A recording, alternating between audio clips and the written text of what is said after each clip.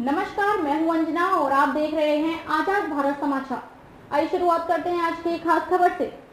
पानी के टब में डुबो कर मासूम को उतारा मौत के घाट, सूटकेस में बंद कर समुद्र में फेंकी लाश। लिव इन पार्टनर ने अपनी प्रेमिका की निर्मम हत्या, बेरहम कातिल ने समुद्र में फेंक दी थी लाश। मुंबई से सटे पालघर जिले के नायगांव में एक हैरान कर देने वाली घटना सामने आई है।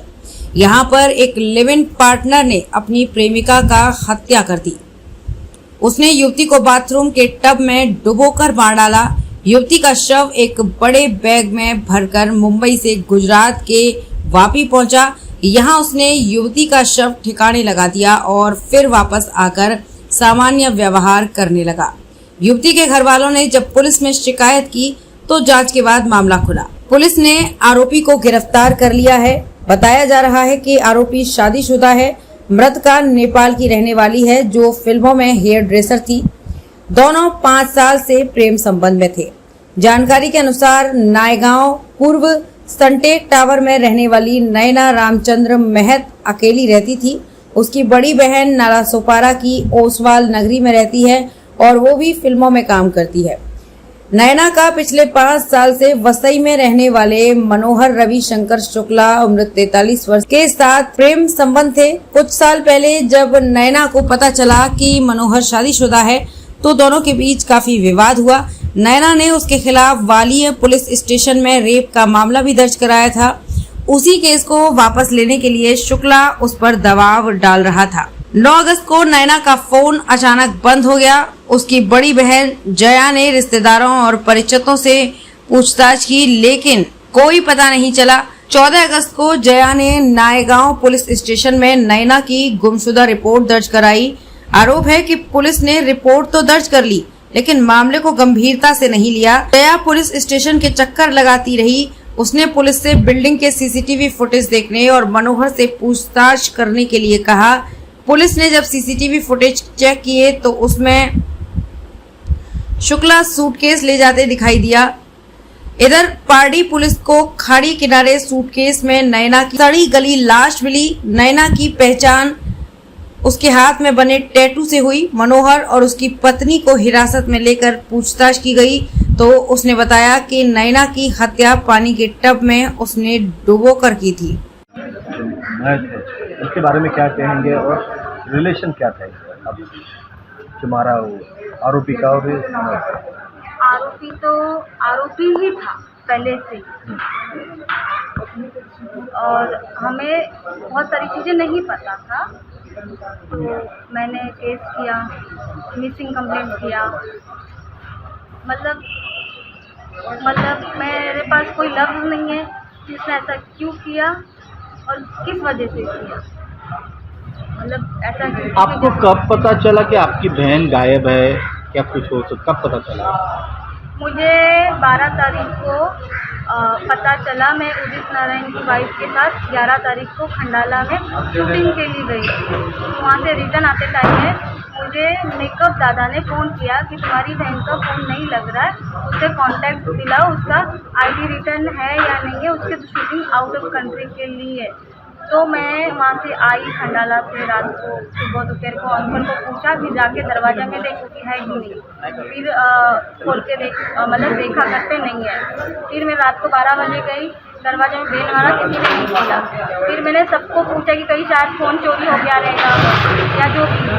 तो मैंने सबको पूछा, उसका व्हाट्सअप, फेसबुक, इंस्टाग्राम सब ने अपडेट नहीं था, तो फ़ोन चोरी हो गया होगा, मैंने ये सोचा।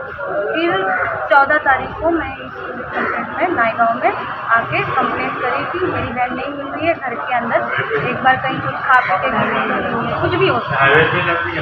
तो यहाँ पे मैंने कंप्लेंट किया।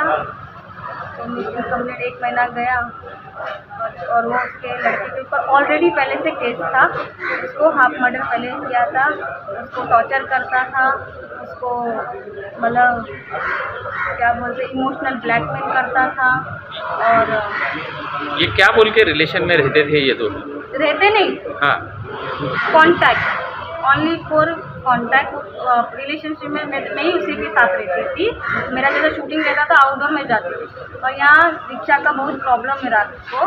लेट नाइट हमारा शूटिंग पैटर्न होता है, तो मैं नाला सोपाला में जाके रहती हूँ।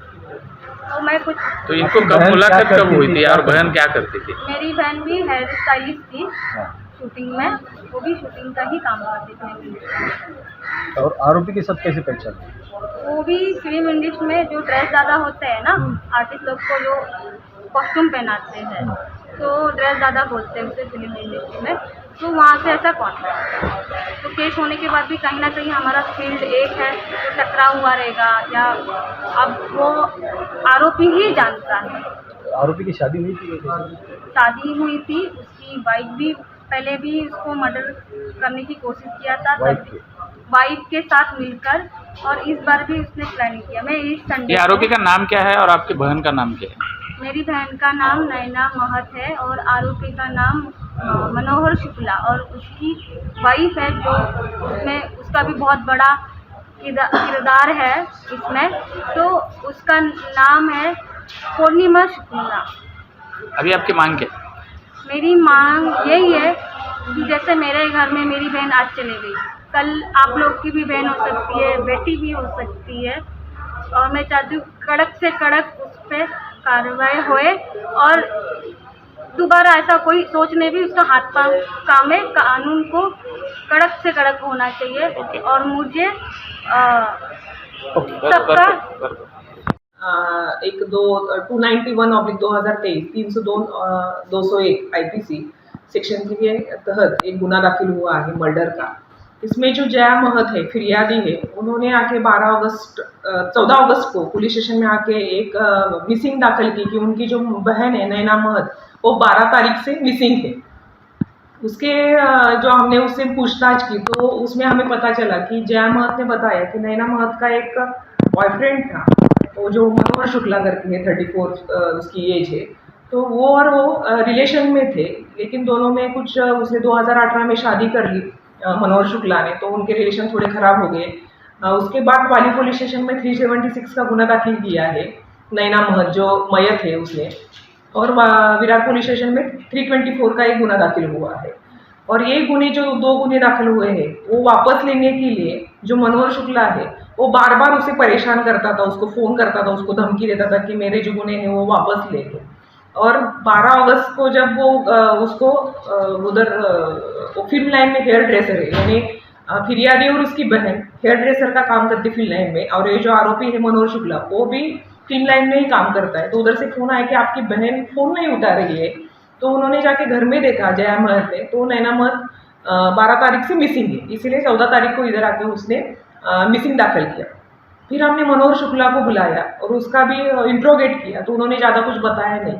फिर जो नैना महत जहाँ सनटेक में रहती थी, तो सनटेक में जाके हमने CCTV फुटेज चेक किया, तो CCTV फुटेज में ये दिखाई दिया कि सुबह 11 से 12 बजे तक ये जो मनोहर शुक्ला उसके घर आया है, फिर बाहर गया है, फिर दोपहर को फिर से आया है, और रात को वो अपने वाइफ के साथ उधर आया, उसको वो अंदर गया, फिर एक ट्रॉली लेके बाहर जा रहा है, और ट्रॉली लेके जो उसके वो आगे बैठा है, वाइफ पीछे और ट्रॉली बीच में, उसकी छोटी लड़की, ऐसे करके वो पूरा यहाँ से बलसाड़ गुजरात तक गया, उधर जाके खाड़ी किनारे उधर उसको बॉडी को कितने किलोमीटर ट्रैवल किया? यहाँ से 150 किलोमीटर वो 2 व्हीलर पे वो बॉडी को लेके गया है। कौन कौन थे उसके पास?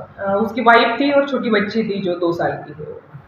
तो ये हत्या में उसकी वाइफ भी आरोपी है? हाँ, उसके हत्या है, इसके है इसमें 201 में तहत पुरावा नष्ट करने के इसमें उसकी वाइफ भी है।